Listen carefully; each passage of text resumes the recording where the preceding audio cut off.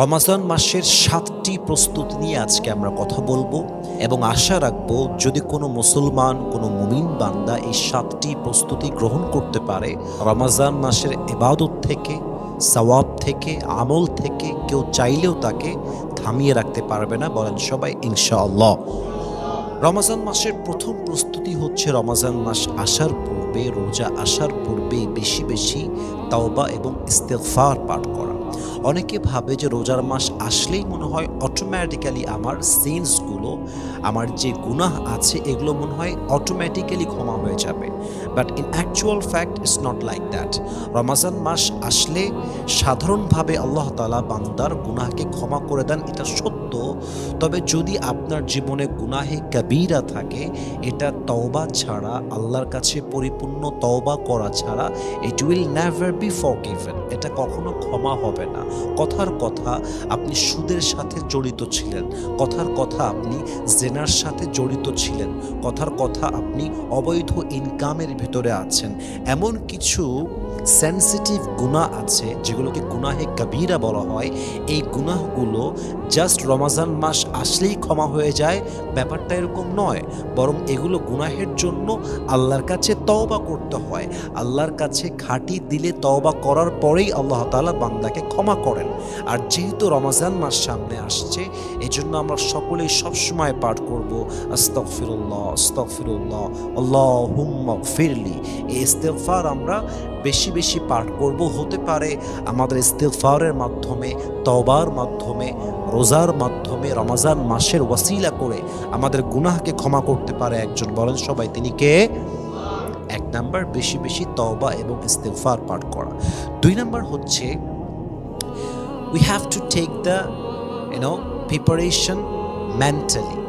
আমরা যেন মানসিকভাবে প্রস্তুতি নিতে পারি যে আমরা কোনোভাবেই রমাজান মাসের কোনো প্রকার কোনো ইবাদত, কোনো আমল মিস দিব না। আমি মানসিকভাবে পরিপূর্ণ প্রস্তুত রমাজান মাসের পরিপূর্ণ সওয়াবটা অর্জন করার জন্য। যখন মানুষ মেন্টালি প্রিপেয়ার্ড হতে পারে, প্রস্তুত হতে পারে মানসিকভাবে, তখন সে যে কোনো একটা কাজকে ভালো করে করতে পারে। হঠাৎ করেই রমাজান মাস চলে আসলো, আপনি রেডি হতে পারলেন না, প্রস্তুত হতে পারলেন না, মানসিকভাবে না, শারীরিকভাবে না, আপনি ভালো পারফরমেন্স দিতে পারবেন না, আপনি ভালো পারফর্ম করতে পারবেন না। এজন্য রমাজান মাসের আগেই আপনাকে মেন্টালি প্রিপারেশন নিতে হবে যে ইয়েস, সামনে রমাজান আসছে, it's coming, it's on the direction, এবং আমি প্রস্তুত আছি রমাজান মাসের পুরো রেওয়ার্ডটাকে আমি অ্যাচিভ করে ছাড়বো। বলেন সবাই ইনশাআল্লাহ। এটা হচ্ছে ২ নাম্বার প্রস্তুতি। ৩ নাম্বার প্রস্তুতি হচ্ছে রমাজান মাস আসার আগেই বিগত রমাজানে যে রোজাগুলো আপনার কাজা হয়ে গেছে সেগুলোকে শাবান মাস থেকেই আদায় করা শুরু করা। যেমন কোনো নারীর পিরিয়ডের জন্য বিগত রমাজান মাসে রোজা কাজা হয়ে গেছে, অথবা কোনো পুরুষের চাকরির ব্যস্ততায় হোক, ব্যবসার জন্য হোক, অসুস্থতার জন্য হোক, মুসাফির হওয়ার জন্য হোক, what ever the reason is, আপনার রোজাটা কাজা হয়ে গেছিল। তাহলে এখন কি করতে হবে? ২০২৬ সালের যে রোজাটা আপনি পাচ্ছেন, এই রোজাটা আসার আগেই শাবান মাসে যত রোজা বিগত সময়ে কাজা হয়েছে, এই সময় কাজাগুলো তুলতে হবে। রাজি আছেন তো সবাই ইনশাআল্লাহ? এটা খুবই খুবই গুরুত্বপূর্ণ। এবার আসুন আমরা let's talk about the 4th preparation of Ramadan. আমরা ৪ নাম্বার প্রস্তুতিকে যাচ্ছি এই মুহূর্তে, এবং এই ৪ নাম্বার প্রিপারেশনটা very important. So listen to me with such a rapt attention, almost like a চাতক পাখির মতো চেয়ে প্রত্যেকটা পয়েন্ট বোঝার ট্রাই করবেন এই মুহূর্তে। রমাজান মাস আসার আগে সবচেয়ে বড় প্রস্তুতি হচ্ছে নিজের অন্তরকে শিরিক এবং হিংসামুক্ত করা। যে বান্দা শিরকের গুনাহে মগ্ন থাকে, যে বান্দা হিংসার মতো গুনাহে মগ্ন থাকে, তার রোজার সওয়াব হবে না। এবং রমাজান মাসে আল্লাহ সবাইকে মাফ করলেও ২ জন ব্যক্তিকে মাফ করেন না। ১ নাম্বার হচ্ছে মুশরিক ও মুশাহিদ। যে বান্দার হৃদয়ে শিরিক আছে অথবা যে বান্দার হৃদয়ে হিংসা আছে, এদের কাউকে রমাজান মাসে আল্লাহ তাআলা ক্ষমা করেন না। এই জন্য রমাজান মাস আসার পূর্বে আমাদের অন্তরকে আমরা শিরিক মুক্ত করব, আমাদের অন্তরকে আমরা হিংসা মুক্ত করব। পরিপূর্ণ পবিত্র অন্তর দিয়ে রোজার মাসের প্রথম রোজাটা আমরা সাহরির মাধ্যমে শুরু করব। বলেন সবাই ইনশাআল্লাহ। So this is the biggest preparation. এর চাইতে বড় প্রস্তুতি আর হতে পারে না যে আপনাকে রমজান মাস আসার আগেই শিরিক এবং হিংসা থেকে নিজের মনকে, আত্মাকে পরিপূর্ণরূপে পবিত্র করতে হবে। 5 নাম্বার, রমজান মাসের সবচেয়ে বড় প্রস্তুতি হচ্ছে knowing the rules and regulations of Ramadan of fasting. Ramzan মাসের রোজা কোন কোন কারণে ভেঙে যায়, কোন কোন কারণে হালকা হয়ে যায়, সাহরির লাস্ট টাইমটা কখন, কেমন করে আমরা রোজাটা রাখবো, কোন কোন কারণে রোজা নষ্ট হতে পারে, এই প্রত্যেকটা বেসিক যে বিধানগুলো আছে রোজার, একজন মুসলমান হিসেবে এটা আপনার জন্য জানা অনেক বেশি জরুরি। এই জন্য রোজার মাস আসার পূর্বে কিতাব খুলবেন, আলেমদের বক্তব্য শুনবেন, রোজার যেই বেসিক বিধানগুলো আছে প্রত্যেকটাকে স্টাডি করবেন।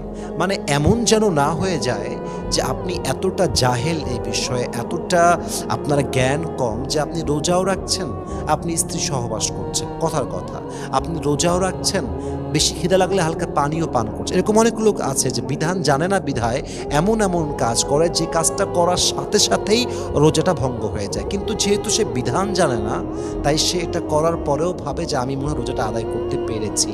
অতএব যদি রোজাকে পরিপূর্ণভাবে আদায় করতে চান, রোজার প্রত্যেকটা বেসিক যে বিধান আছে এইটা জানার দরকার। বরং তো সবাই আছে না নাই?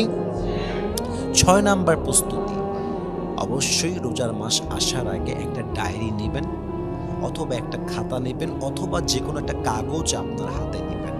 কাগজটা নিয়ে হাতে কলমে একদম হিসাব করবেন বিগত রোজার মাসে আমার কোন কোন কারণে ইবাদত মিসিং গেছে, কোন কোন কারণে আমি তাহাজ্জুদটা পড়তে চেয়েও পড়তে পারি নাই, কোন কোন কারণে আমার ফজরের নামাজটা জামাতের সঙ্গে মিস গেছে, কোন কোন কারণে আমি তারাবিটা পড়তে পারি নাই, কোন কোন কারণে প্রত্যেক দিন ফজরের নামাজের পরে আমি কোরআন তেলাওয়াত করতে পারি নাই, কোন কোন কারণে আমার রোজাটা নষ্ট হয়েছে, কোন কোন কারণে আমি মূলত ভুলগুলো করেছি। প্রত্যেকটা কারণকে আপনার কাগজে লিখতে হবে যে এই মিস্টেকের জন্য আমি আমলটা করতে পারি নাই।